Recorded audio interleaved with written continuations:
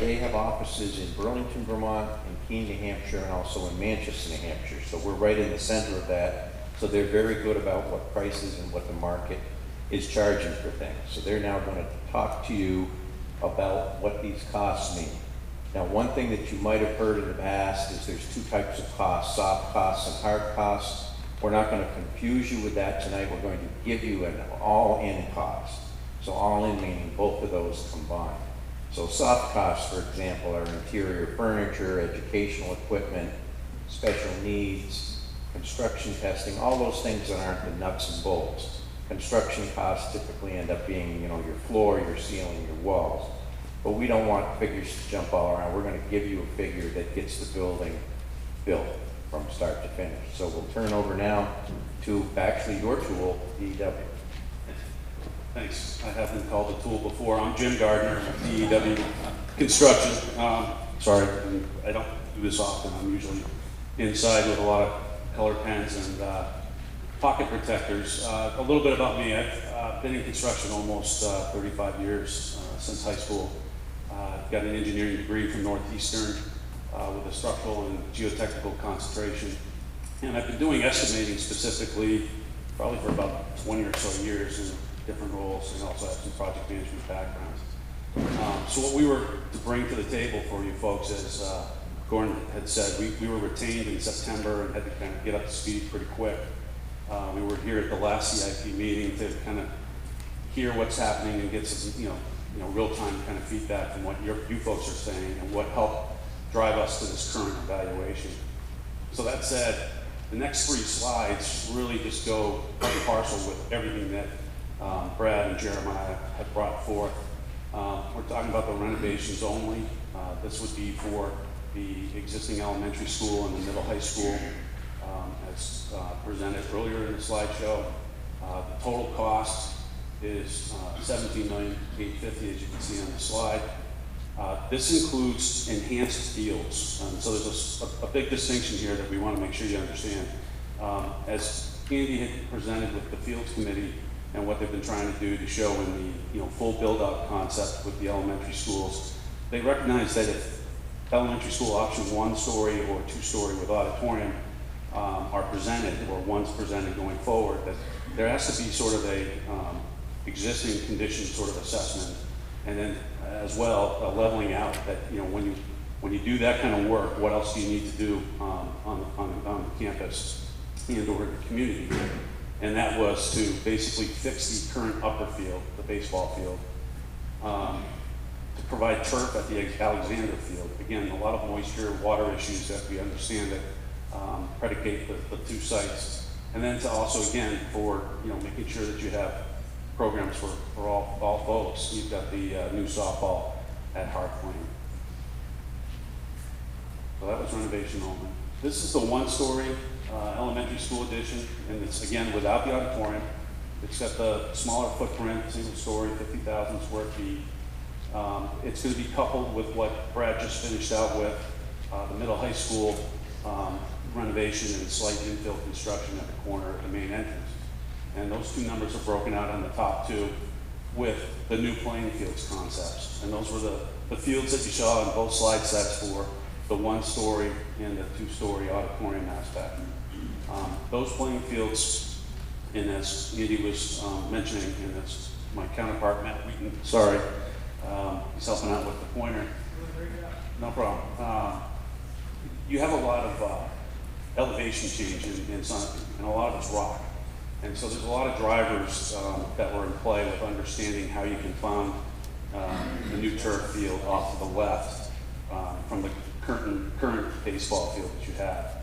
That becomes a combo field. So the $8,161,000 is for a brand new turf field on the left side of the upper side baseball field, a combination field which allows you to have that expanded surface for soccer games on certain times of season and the baseball. And then again, the Hearth Lane. The Hearth Lane is consistent throughout all the programs. And that total, again, in this case, is $30,773,000. The next slide is the recap for the 2-story elementary school with the auditorium. This is where the size gets a little larger in the square foot area of 62,000 square feet. I did include the penthouse that's actually up on top as well. So just a slight differentiation of how we report things. That came in at 23.4. Again, the middle high school renovation and infill work, that's the constant. It doesn't change in either of these two options. It remains at $3.8 million. And then again, the new playing fields, as it says in the previous recap, is exactly the same. New turf to the left of the upper field, an upper field that's expanded, and hard playing, for a total of $35,423,000. The next slide, Matthew, is basically the summary of the three, so that it's aggregated on one slide. To give you a little insight into what we did, again, everybody's been working their hearts out to get information from the school district, teachers, participants, the community members, the previous surveys, previous work that's been done in the past 25 years, to formulate what you've seen in sort of snippets of points and drawings. We've taken all the rest of the stuff that kind of fills the background to those pursuits and options, and then have to tell ourselves, how do we price that? And we have come off a successful project just south of here, about 70 miles away, and we have the fortunate opportunity to say that it was finished last month, and it's as close as it is. It allows estimators like me to be able to have a little more certainty in what to represent for the here and now, and to have basically a representative perspective of what the cost could be. And this is our evaluation of the most probable costs that could be associated with each of these projects. There's a lot more refinement that we had. There's going to be options that are going to be either willed out or enhanced. But right now we've priced it responsibly to the current cost history from the job we just finished last month. And we've escalated it for 1 year because we recognize that the bond will have to pass in March.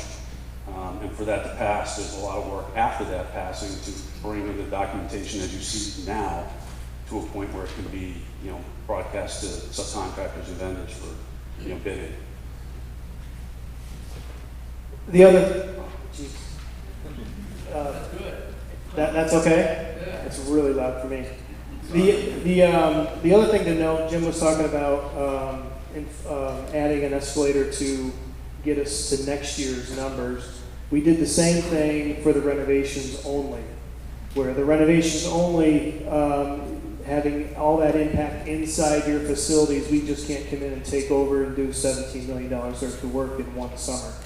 So we had to put an escalator. We're going to be any contractor would have to. Did I just say we?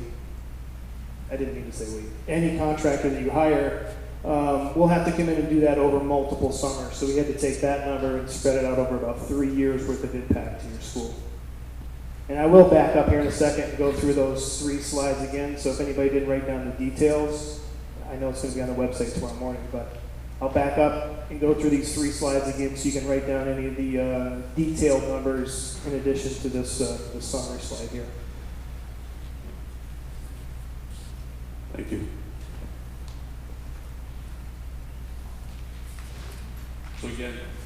So again, this is the renovation only concept with enhanced fields. Followed by, I had so much trouble with this. Yeah, I used to have one too, I thought. 1-story elementary school without auditorium. And the 2-story. Thank you, go back to the 1. Yeah, cameras are fine. So 1-story and 2-story. Again, the second box and the third box, and each of those 2 summaries are the same.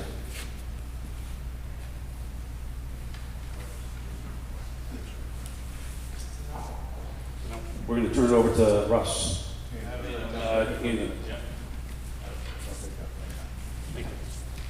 All right, so I asked Russ tonight to make sure that the defibrillators were all charged up.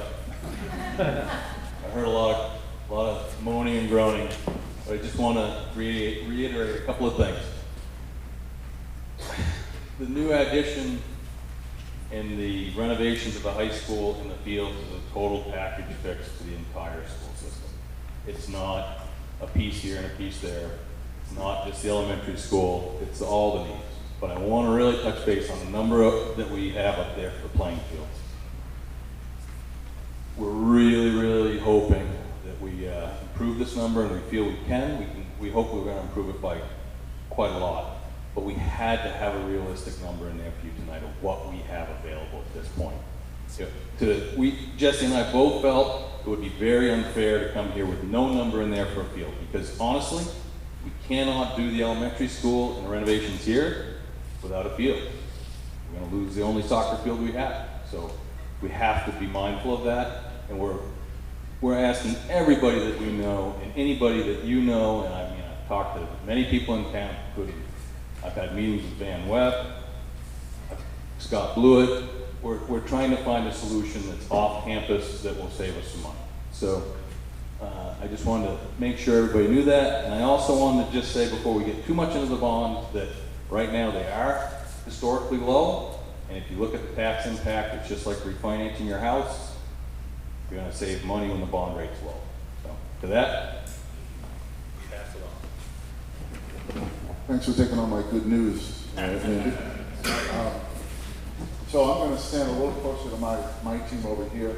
We have Tammy from the Bond Bank. We have Greg from Drummond Woodson, bond attorney, and Kelly Russell office, administrator. I will, thank you. So we have a handout that we will give you, so don't strain your eyes. We broke down the term of the loan over 10 years, 15, 20, 25 years, so you can get a look. We have a $20 and $30 million loan. We priced that out.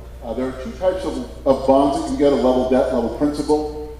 Have a definition there for level principal. It actually starts to get a little bit of a lower interest rate. Generally results to a higher tax impact, but that decelerates over the course of the bond. Level debt, again, will be on the website tomorrow, but is a much more consistent. They'll have that number, and that number will carry your interest and principal number will carry through the life of the bond. So it's a lot more predictable as far as tax rate. Just before we got here today, we were able, through Tammy's help to get the $35 million tax impact as well. So in the back of the gym tonight, we'll have this with a $35 million number on it as well. This gives you, again, the tax impact, the principal and interest payment. As you can see, if I can make this pointer work, if I can't, but and the debt payment schedule on a 10-year term on a $20 million loan, it's a 2.6 payment. The tax effect is $2.13, and then you can see the effect over $250, $300, $350, $400, $450,000 home. Pretty simple stuff. If you know the exact. If you like to get the exact calculation, if you look on the bottom here, if you know your property assessment, you can do that times that tax effect, and you can get the exact number that would cost your home. Good idea. There you go. Thank you, buddy. Again, this is an estimate. This is estimated based upon our tax right now and our property net assessed value. What things look like as you continue over the life of a bond, it is not reflected here. So these are just estimates to give you an understanding of what a 20 or a 30, and then we hand out a $35 million bond impact would be on your homes. So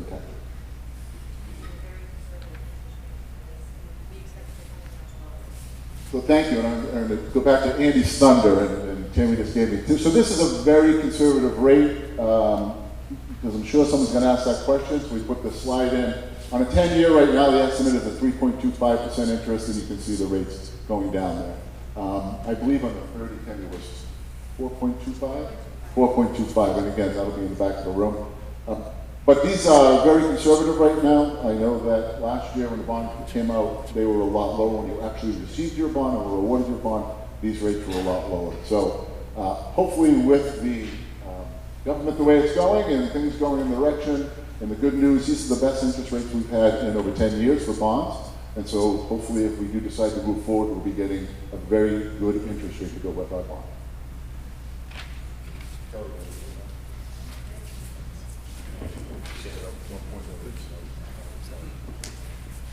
All right, so a lot of information. all at once. So we want to just sort of bring you back together, ground you a little bit. We have the issues at both schools that need to be addressed.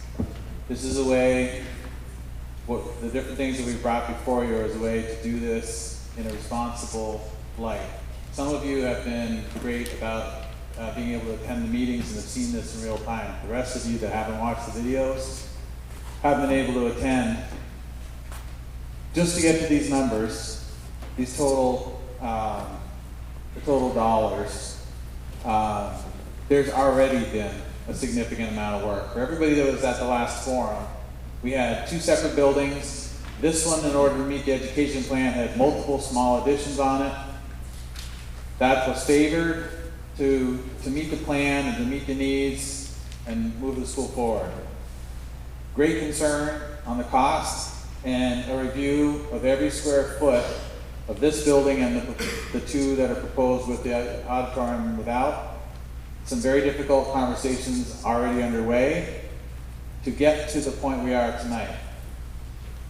We were going to keep having those difficult conversations to move forward, but if you didn't have visibility to that, there's already been a lot of work of any way that we can reduce any additional space in a responsible way, any duplicate uses, any of that. There's been a lot of work. We're not done, but even to get to this point, the totals that you've seen today, there's been some very difficult conversations and really working towards some compromises and having to think differently to move forward with the 21st century school. So there's a somber tone to the story to get to this point where we've been at this for 25 years and we're here tonight. We just showed you some very large numbers for the different school projects, but I don't think it's conveyed, I don't think we've been effective enough in conveying is the reality of it's a completely different experience when you have staff in a 21st century building with spaces designed that fit our community, fit our school community, and take away an incredible amount of waste in resources, trying to keep that old building warm, food going back and forth, all of the different multiple things that challenge us. And everyone's a good sport. Multiple generations have gone through the school and found it fine to walk down the hill to the Sherb and to come back up. The Sherb is going to live on, charmed as it is, a key part of our future, but we aren't going to have staff and students walking down, walking back up. All of this waste really gets stepped out from the process. And you have all kinds of opportunities when you have the adjoining schools. Learning differently, teamwork is done differently. I was on the board of a K-12 in Vermont. You can have reading buddies, you can have other things. That's not for everybody.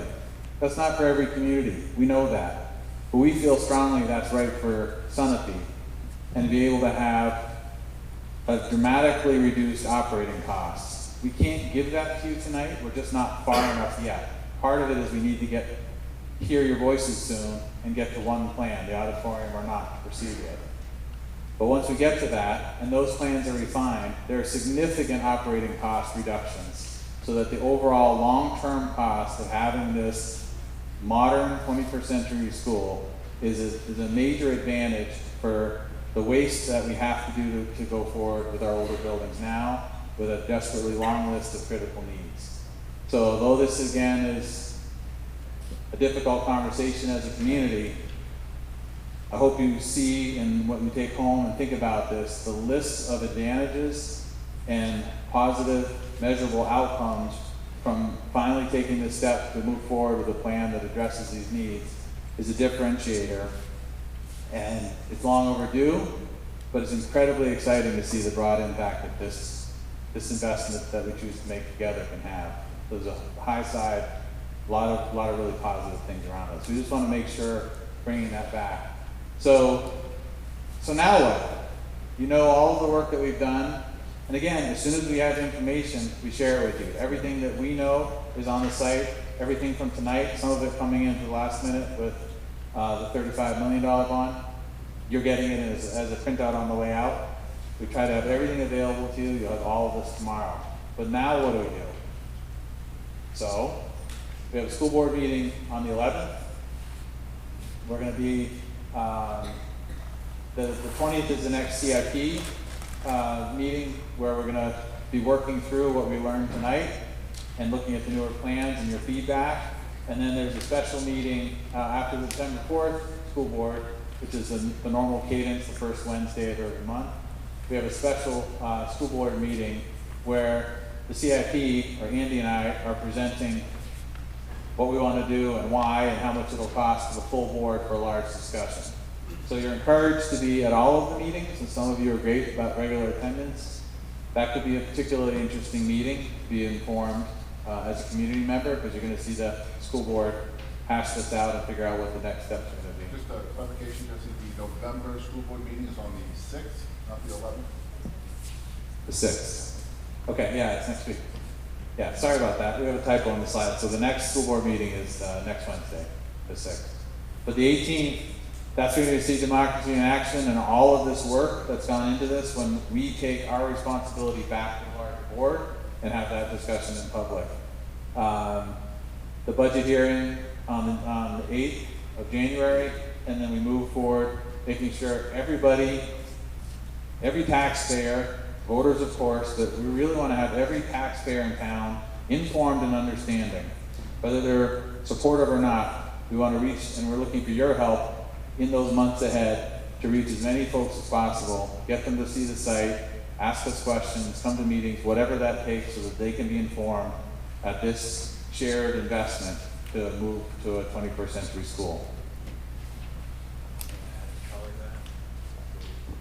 There's microphones on both sides for your questions when you're ready, and if any of you are mobilely impaired or feel more comfortable, just raise your hand and we'll bring the microphone out to you.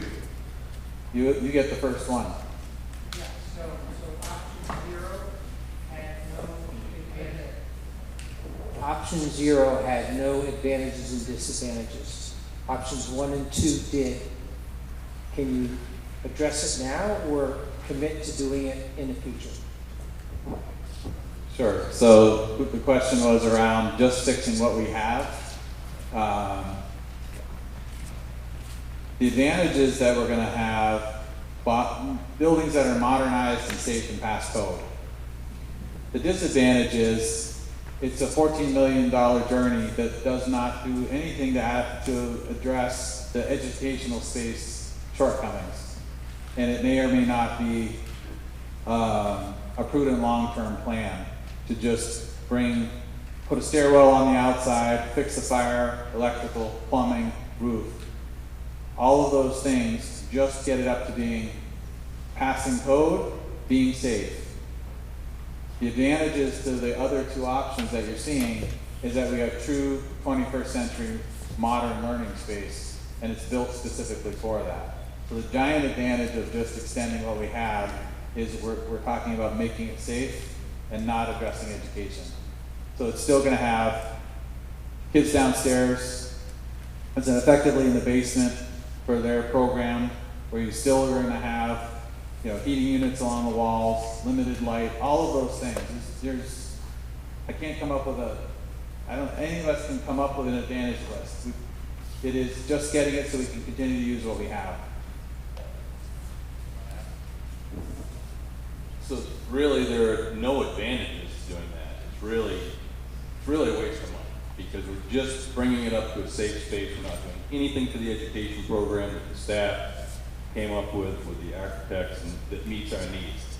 The other huge advantage to this one is I just want to say, I can't come up with a number, and we're trying to figure it out, but how many wasted minutes a day there are educational time when our kids in the wintertime, take a first grader, for instance, that has to go get dressed, put all their winter gear on, get them in line, and we got to corral them, teacher has to follow them down the hill to the sheriff, get them undressed, either do music or gym, get them dressed again, line them all up, bring them back up the hill, and now we got to get them undressed and ready to start educating. My guess is, honestly, when they have to do that, it's at least a half an hour. That's a lot of time when you add it up over the whole entire year. So one thing, just to finish, that unfortunately the world isn't quite as safe as when I forgot again, 1937, 1930. The 1930s building was built. So here's the reality that we have tomorrow morning when you're considering this meeting.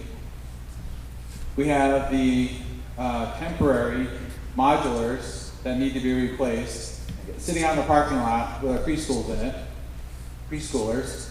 Down the hill, we have the gym and we have the music, and then you've got the old building. So we have kids in the fractured physical spaces. So if there is an incident, you have shelter in place or otherwise, we've got 3 different buildings that we're dealing with.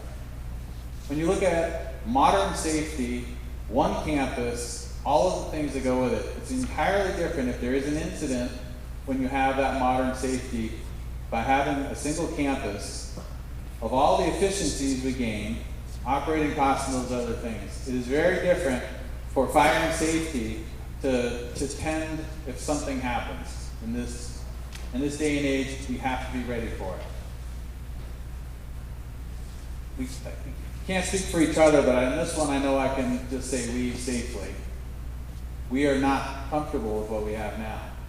And if people are used to it, because it's been that way for so long, I've been here for 4 years. I respect your view. I respect people having an awful lot of feelings about what we've brought forward to you. But the reality is, we're in 3 different buildings, accessibility, all of those other issues, and safety. By having a single campus, distinct advantage for all of those efficiencies, safety, all of that flow. So I don't know that we're ever going to come up with an advantage list for doing that. It's not something that we feel responsible to bring it to you, but we don't want to do that first option, the renovate only. What's the square footage of the 2 current buildings versus the 50 or 60,000 square feet on the 2 new ones? And what's the thoughts on what you do with the old buildings if you do build it in the new one? At the top of my head, I don't know. 29,100.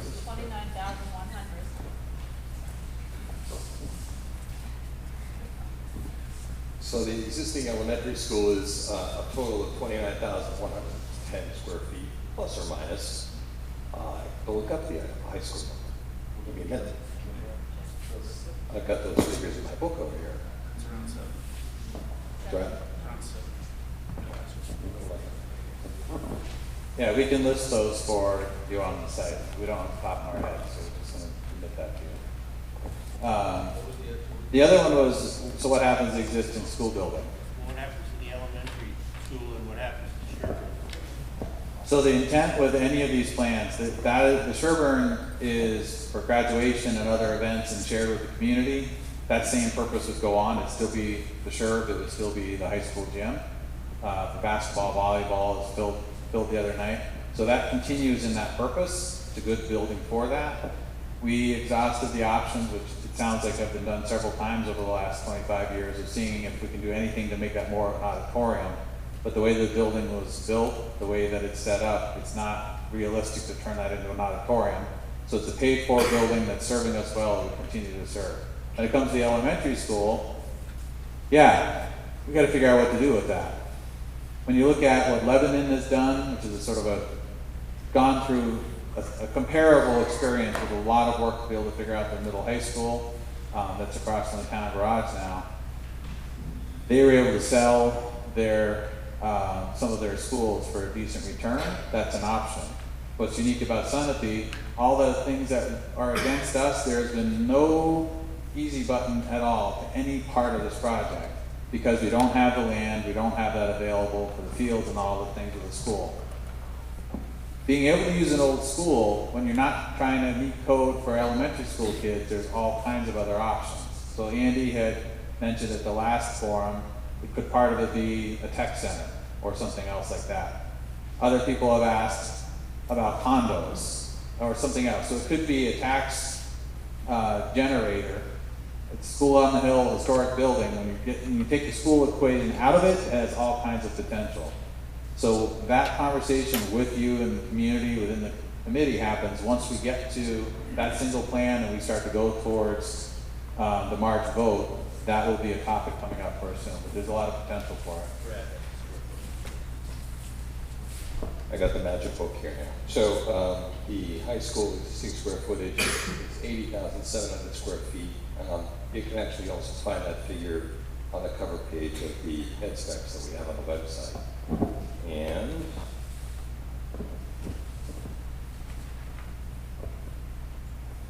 the Sherburne building is 13,400 square feet, 13,300 and change.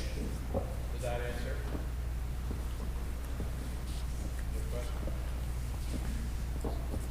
Is that a signal for other voices? Do you want to come up to the mics? Do you want to come up to the mics? I'll come to you. There's got to be opinions. There's got to be questions. Jesse, has there been talk about securing grants and we can, we knew what money was already granted to us. I was like, what is the process to start going towards the government to see what monies are available towards us? So the question from Daryl is about other funding sources than the taxpayer. Is that a fair way to say it for you? Any funding sources other than the taxpayer? Yeah. Okay.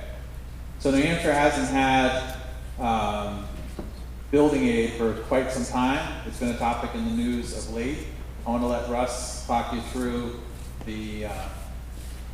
So just real quick on the building, there is currently building aid that the governor put in his budget for the new biennial that actually covered 5 new projects. So that money has been spent and it'll be spent over the next 2 years as well as paying off existing project money that was given prior to. As Jeffrey said, it hasn't been available for over 10 years.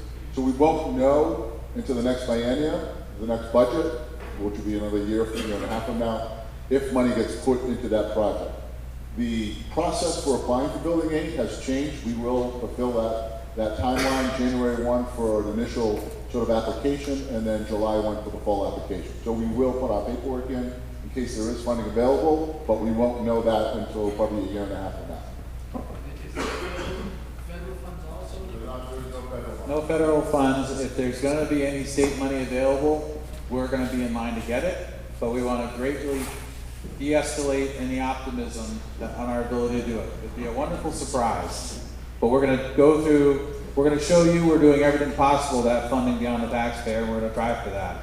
But you need to understand there's a very, very low likelihood that we would get any dollars. We hope that to come back with a different story, but that's the reality we need you to leave tonight and go forward when you talk to other people and inform them. That's where we are. This is what it takes to update your schools in New Hampshire.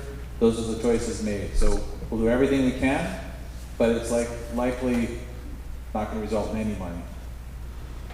Other voices?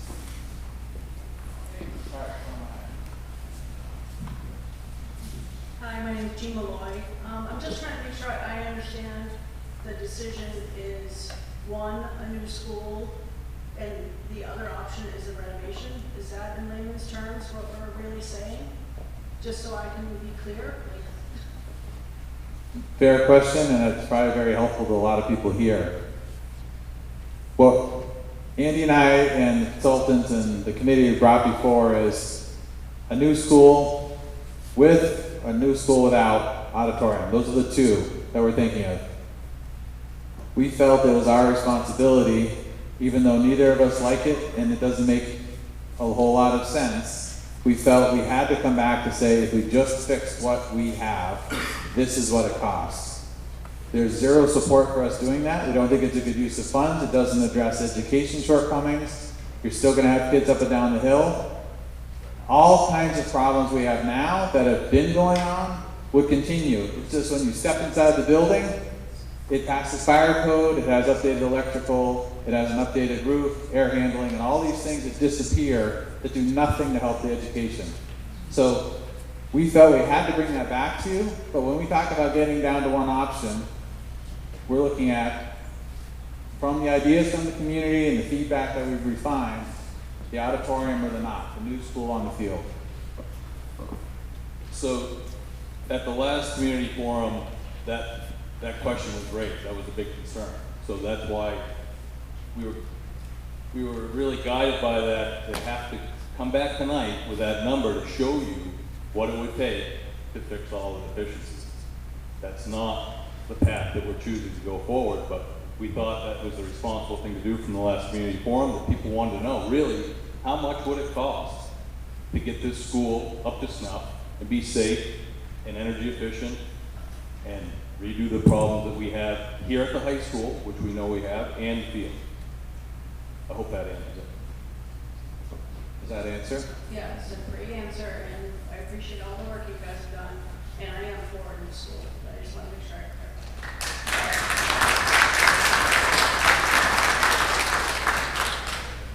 That can't be it.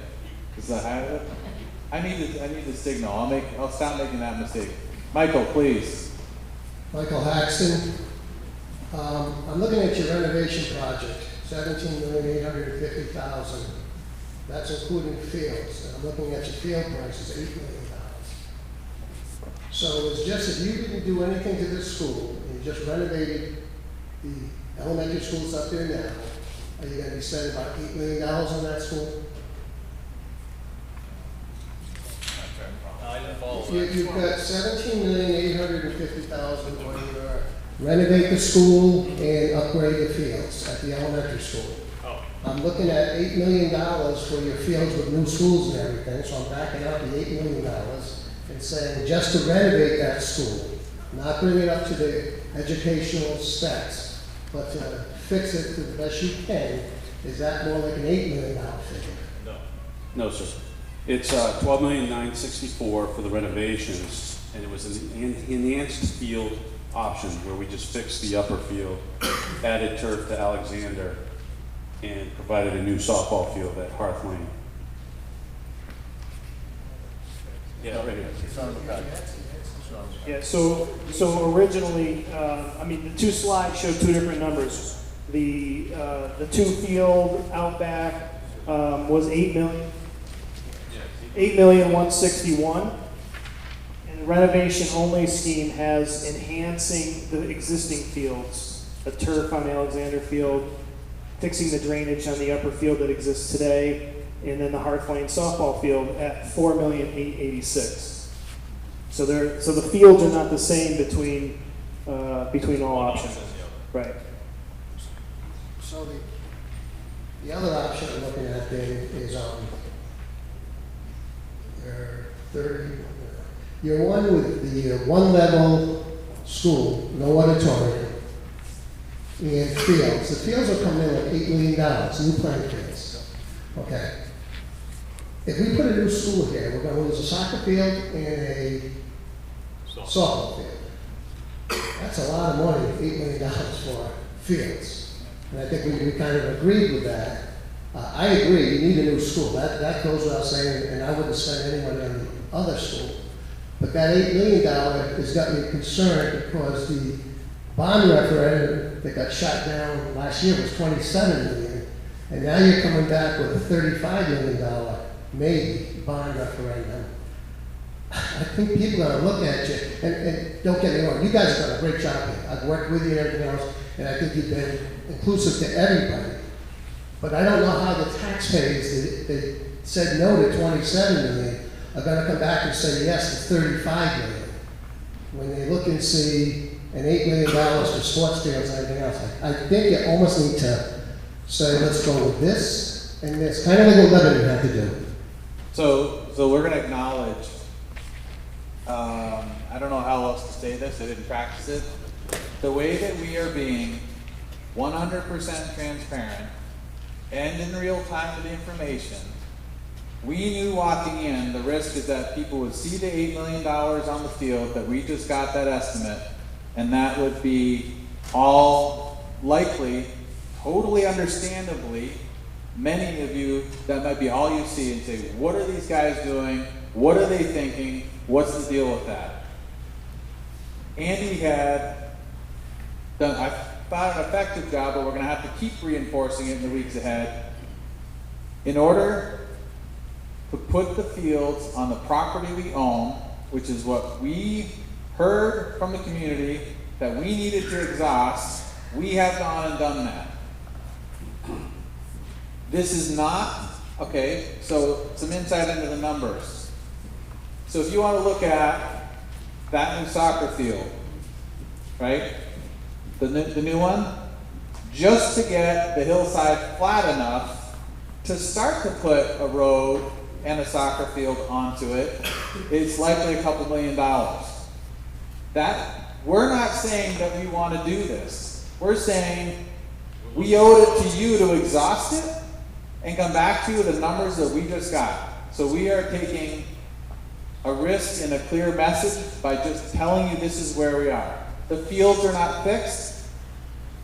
Nobody likes the number, but we wanted to honor the voice of the community and say, you guys got to make it work on the land that you have. And we've gone to great lengths to try to do that.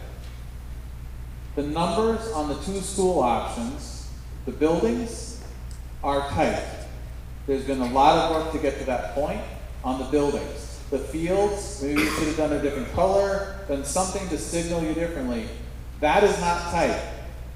Our hope is that we can have a softball field, a baseball field, and 2 soccer fields somewhere nearby, because what we have brought to you and our responsibility to you does not seem feasible without even the number being so high. There's an awful lot to take a hillside down and everything else. So the fields are the wild card tonight. They're actively being pursued. If we can get any other help with potential land options, we are hopeful that we can greatly reduce the $8 million estimate that we got for tonight, deliver something of significant more value to the community, and reduce the price. That is our hope. But this is what we had. This is what we felt we had to share with you, and we understand your reaction to it. And I totally respect you challenging it and what you said. Just for clarification, those bottom 2, does that include the new field? I'm sorry, I'm just trying to. Yes, it does. So it does. Can we back up the slide to the, Those numbers could come down 8. well, we don't know yet, and we're working on it, and in December, we're gonna know. We're gonna hopefully have you a solution by then at our next forum. But I just want to tell you that if you look at the 2 top numbers, we are fixing everything at the high school and a brand new elementary school. And you add those 2 numbers together, and they don't look as bad as what last year did. And I don't want to bring up last year because it's gone, it's past. And we've worked very, very hard to come up with a solution that works for the high school and the elementary school. And I think, you know, realistically, we haven't even got into the fact about all the operating costs, and we won't know it yet, but we're gonna have some substantial savings. And we're excited to bring that to you at a later date. But right now, we just can't tell you because we don't know. So if anybody wasn't totally sure on the numbers from last year, so the 26 million was just taking care of the elementary school. It didn't address the 3, we were expecting, $3 or $4 million here. It was just to do the elementary school. So there's a difference when you look at a little bit more than that. We're not making light of this, we're just trying to be frank and informative. We're talking about a brand new elementary school, energy efficiency, education spaces, and fixing this thoroughly so we have a true 21st century school for a similar, very similar amount of money a year later, because the costs are going up around 10% a year. So even if we did the same project from last year, if we brought it back again, it'd probably be 31. So this is what we're dealing with how expensive it is. But you look at what we're bringing forward for a similar dollar value from last year, significantly better value for everybody involved. Do you have a? That's Yes. okay, I think they were first. Go ahead. They were first. You're on my periphery vision. They're first. All right, so this is a team sport. Let's go across this way, and then we'll work our way back. Thank you. I don't have a position at this time, but I do appreciate the work that Dan Well, particularly the committee, and Jesse, and Andy, and others have done on this process, because it has been a process, and I've been involved with it probably a year and a half, so I do appreciate that. It's been very sobering to make these numbers. I don't have a position. I need to think.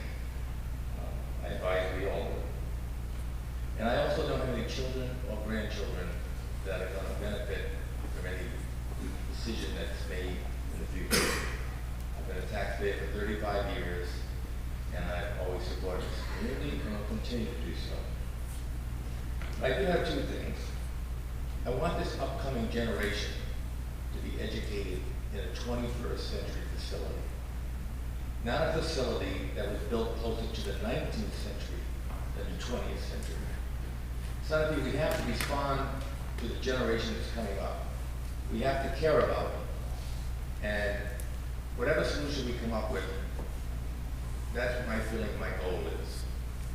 And one other thing that I know is that having been on other committees for 20-some years and so forth, the cost of doing nothing is not nothing. And you need to think about that. That doing nothing will not cost you nothing. Thank you. Thank you.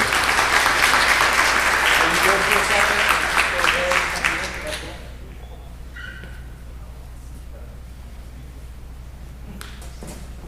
It's Harry Tether. Just a question on, we focus on the elementary school. We just heard that the existing square footage in the elementary school is 29,000 square feet. The proposed new elementary school is over 50,000 square feet. Could we get some specifics on that additional 20,000 square feet? Mary, you're gonna add in the server in the portal. Right. So that's 13 and 7, that's another 26. So what's the balance increase in square footage? So great question from Harry. So if we're talking one number on the existing elementary school, then why is the number bigger on the new school? Is that paraphrase okay? So, you ready?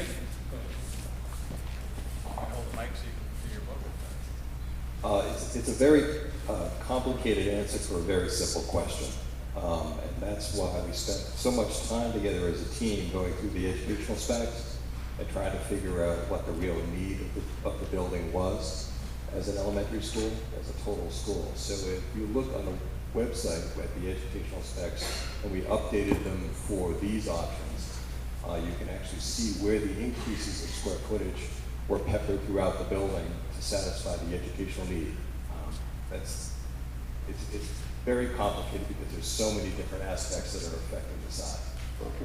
If it's easier for everybody to, when you see the buildings tomorrow and you're driving by, the gym's down the hill, the modulars in the parking lot, then you got the old building. We're talking about having the multi-purpose space, specifically for the elementary school kids in the building, and not having the modulars, which are an external. So it's an all-in-one, so the square footage is different. But we can break that out for you more. I hope that's somewhat helpful to answer that. Hello, my name is Katie Flint. I'm also just really glad to not follow Kevin because he always gets like huge applause and tears and stuff. So I wanted to just, first of all, thank you all for all the hard work that you've done. I mean, it's been an extensive project, and I've been to a lot of these meetings, and I've seen all the different types of presentations to the different groups that you guys have done. But I also just want to acknowledge the catch-22 situation that you are all in, and that maybe not everyone is sort of thinking about. So the proposal of renovating the existing school was shot down last year for valid reasons. And then you heard from us, we want a new school, but in order to get this new school, you also have to give us new fields. Now the new fields, the only place to attach it to the school is on pretty much granite, at like slope here. And so you're trying to give us what we're asking for, but there's no perfect solution. So I don't think anyone is going to get a perfect answer. And I think we all kind of have to go into this knowing that we're not all going to get what we want in different ways. I mean, like Kevin said, my kids will not benefit from this. They'll be gone. I'm a teacher in the high school, so this is just causing me, stress in terms of having to move classrooms and work around construction. But I also feel like it's really important that we give back to the community from which we take. We give back from the community from which we take. Thank you. Thank you. So Harry, just to get back to the additional space, it's about 10,000 square feet larger than what we have now. But in that space, there is some, there's a suite for the guidance and all that. It's kind of double use, dual purpose. So it's really hard to cut it down. I'm guessing it's more like 7,000, but.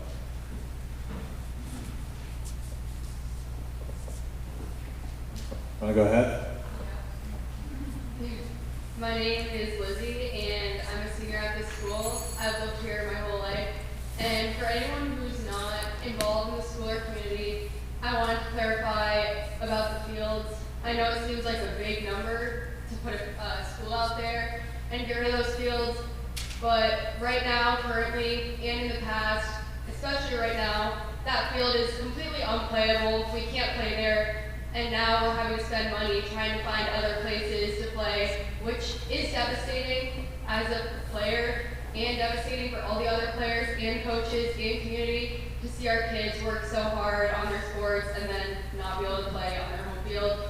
So I feel as though putting a new school up there, the field, losing that field isn't even a loss. It's kind of the least of the worries for that. And I just want to say that I love this town, I love this community, I love this school. I love what you guys are doing with this. I want to thank you for all your hard work and hope to see CIP vote in March, now that you can.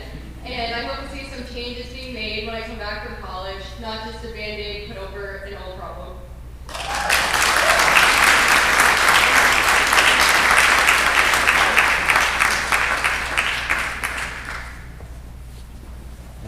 My name is John Augustine. It seems like from your slide and your comments, you're committed to bringing this to a vote in March. I personally just feel that's rushing it. We don't know whether the option is going to be with an auditorium or without an auditorium. We don't know what the costs are really going to be for the fields. And the reality of the situation is, even though the vote is in March, all the paperwork has to get finalized the first week of January, is my understanding, the way the bureaucratic voting process goes. So there's 2 months, basically, to get everything finalized, all the questions answered. And in those 2 months, you have Thanksgiving, and you have Christmas, and you have New Year's. Personally, I just don't think you have the time to get everybody informed and educated, even after you get all the answers among yourselves. And you still have a lot of answers, I think, to get amongst yourselves and then to bring before the school board and things like that. So, I mean, there's approximately 3,000 registered voters in town, maybe 1,000 come out to vote in March. There's maybe 100, 150 people here today. So to think that you're going to get the other 750, 800 people educated to vote the way you want them to vote in March, I think it's naive and it's unrealistic. And I just don't understand what the rush is. I understand there's deficiencies, but I think you'd be better served to give it 14 months and bring it to a vote in March 2021, March of 2020. Because I think what happened this past March is that was rushed too. But I think you had people who voted with their heart, and then you had people who voted with their head, and those two groups were obviously of different opinion, and it caused a lot of division in town. And if you rush this again, I think the same thing will happen. People will vote with their heart, even though they don't have all the answers. And other people will vote with their head, partly because they don't feel like they have all the answers. And it just caused a lot of division again. Thank you for speaking up. Appreciate it.